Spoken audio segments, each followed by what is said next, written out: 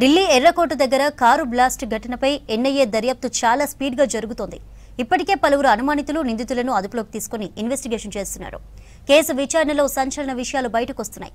26/11 ముంబై దాడుల తరహాలో దాడులకు ప్లాన్ చేసినట్టుగా బయటపడింది.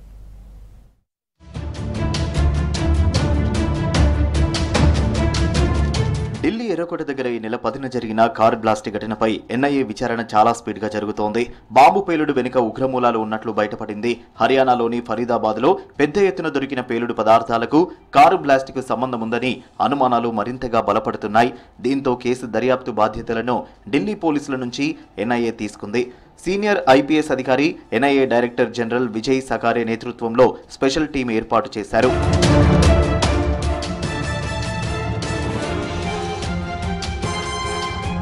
ఫరీదాబాద్లోని డాక్టర్ ముజమ్మిల్ ఇంట్లో సోదాలు నిర్వహించారు హర్యానా క్రైమ్ బ్రాంచ్ పోలీసులు.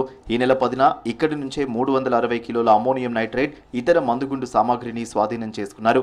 పేలుడు కేసులో ముజమ్మిల్ ఇప్పటికే అరెస్ట్ అయ్యాడు.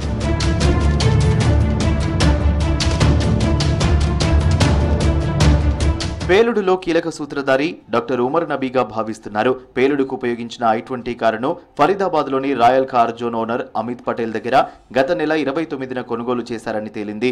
ఈ కేసులో రాయల్ కార్ జోన్లో పనిచేసే సోను అనే వ్యక్తిని అదుపులోకి తీసుకుని విచారిస్తున్నారు.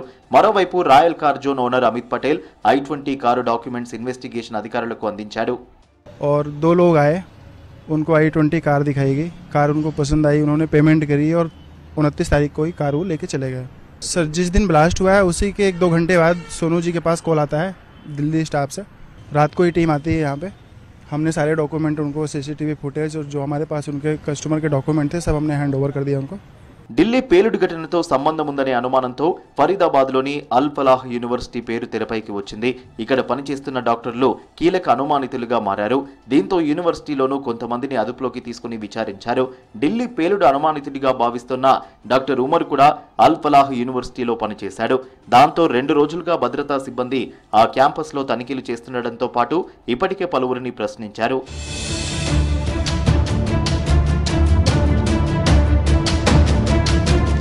కారు బ్లాస్ట్ ఘటన తమను తీవ్రంగా బాధించిందని, తమ సంస్థ గురించి వస్తోన్న ప్రచారాన్ని ఖండిస్తూ Al Falah university vice chancellor Bhupinder Kaur Anand పేరుతో ఒక ప్రకటన రిలీజ్ చేశారు.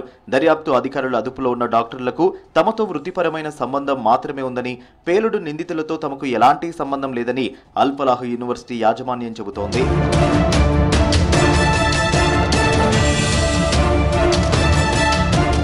తాజాగా పేలుడుకు సంబంధించిన సీసీటీవీ ఫుటేజ్ మరొకటి రిలీజ్ చేశారు. ఎర్రకోట క్రాసింగ్ దగ్గర ఏర్పాటు చేసిన సీసీ కెమెరాల్లో బ్లాస్టింగ్ కు కారణమైన కారు విజువల్స్ రికార్డ్ అయ్యాయి. సిగ్నల్ దగ్గర వాహనాలు స్లోగా కదులుతున్నప్పుడు ఒక్కసారిగా పేలుడు జరిగినట్టు విజువల్స్ లో కనిపిస్తోంది.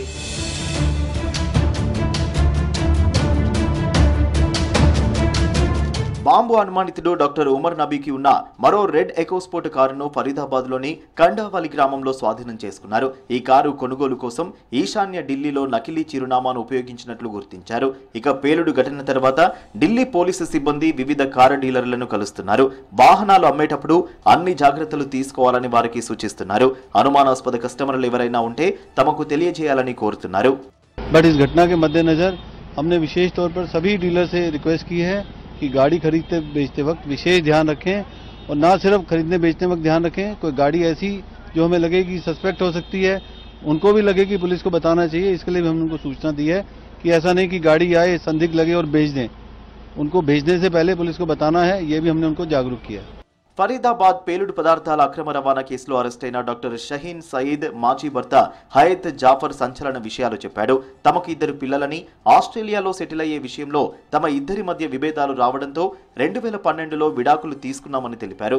అప్పటి నుంచి తనకు షహీన్ కు మధ్య మాటలు లేవని తెలిపారు. షహీన్ ఉగ్రవాద కార్యక్రమాల్లో భాగం పంచుకోవడాన్ని తాము నమ్మలేకపోతున్నామని చెప్పాడు. 2 बच्चे भी थे, कोई प्रॉब्लम किसी तरह की थी नहीं।